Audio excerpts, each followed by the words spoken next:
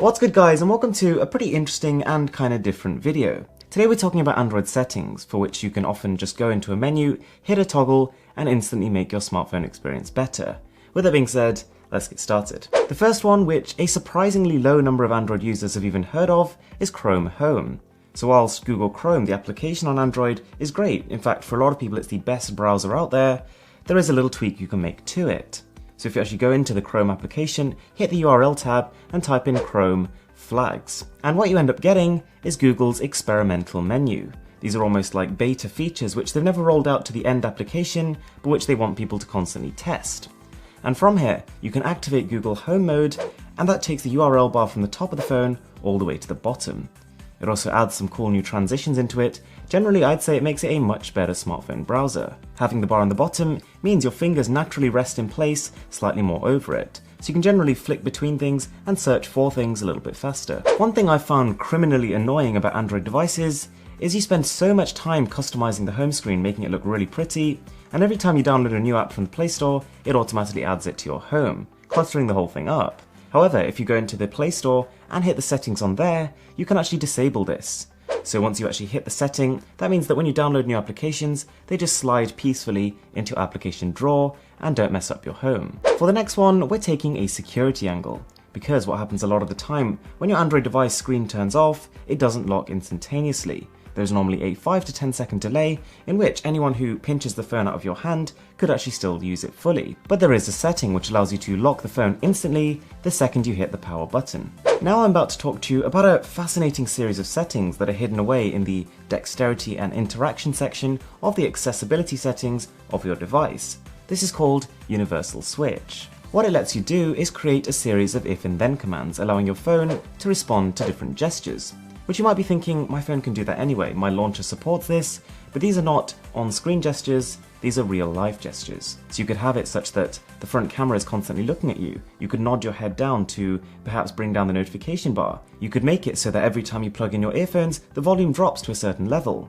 Or every time you open your mouth, you'll go straight home. It's, like I said, an odd section of settings, but it's interesting nonetheless. One setting which you absolutely have to turn on, and to be honest one I'm surprised doesn't come by default in a lot of phones, is a double tap the power button to open the camera. This is most beneficial for people who either bombard their phone with tons of different applications, for whom it would take 5 to 10 seconds to find the camera app manually, or just people who have big phones.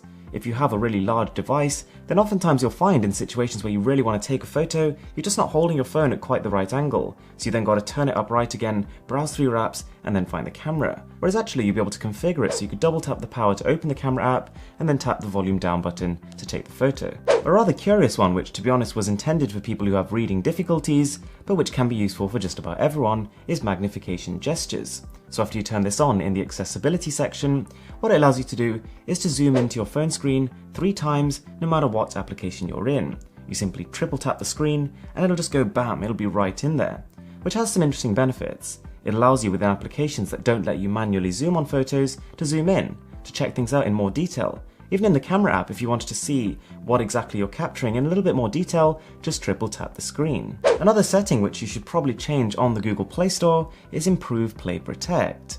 Now you might have noticed recently Google's introduced Play Protect, which is essentially some sort of guarantee from Google that an application you're downloading is safe. However, there's a lot of third-party apps, the ones which tend to be high risk anyway, which are completely unverified.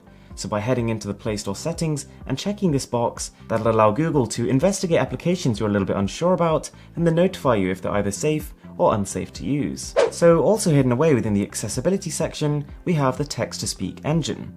And this is essentially your smartphone's way of converting written text into spoken word. Depending on which brand of phone you have, you may have 2 or 3 different engines installed, but from my testing, the Google's own one works the best. Now, by enabling this setting alone, unfortunately that doesn't really allow you to do anything. What you need is a third-party app, like the Voice Aloud Reader, to then really manipulate that and use it to your advantage. What this could do is, it could read any document you send it. It could be a PDF, a Word, many other different file formats. It can even read web pages. If you're simply browsing the internet and you share a web page to the app, it'll start dictating the whole thing. Say you wanted to be driving your car at the same time as also learning about this very specific article you found, then this is really the only way to do it. The next one is not technically a setting, and does require a little bit more configuration than the ones we've just shown, but for a very niche kind of user, it's very much worth it. This is the EVA Facial Mouse. It allows your phone to completely track the movements of your head. And what it does once you've installed it is brings up a cursor as if your smartphone was a tiny little computer. You then move your head left to right, up and down, and the mouse will move with it. And you can even click by blinking your eyes. So it's the kind of thing you might use if it's very cold and you've got to wear gloves, or if you're lying in bed in the morning and you just can't be bothered to use your hands. It's an interesting and refined tool, but it's just not for everybody. For those of you who are using Google's own Gboard keyboard application, I have a setting for you. And to be honest, if you're not using Gboard, you might want to strongly reconsider because from everything I've used, it is the fastest keyboard and also with the best text prediction engine. By default though, as with a lot of Android keyboards, it has a little bit of a problem. It'll actually change the format depending on the type of text field you're entering your text into. So sometimes it will show you the number up top, and sometimes it completely doesn't. Sometimes you have to tap 2 extra buttons just to access the numbers. So what you can do is go into the keyboard settings and just simply tap that toggle, which allows it to show them all the time. And voila, you're sorted. So guys, I really hope you enjoyed the video. It is a little bit different from an Android app video or an Android customization video, but I thought you might like how instantaneous the process of changing a setting is. So if you did enjoy the video, it would mean so much to me if you could smash that subscribe button. And with that being said, I'm Mr. Who's the Boss, and I'll catch you in the next one.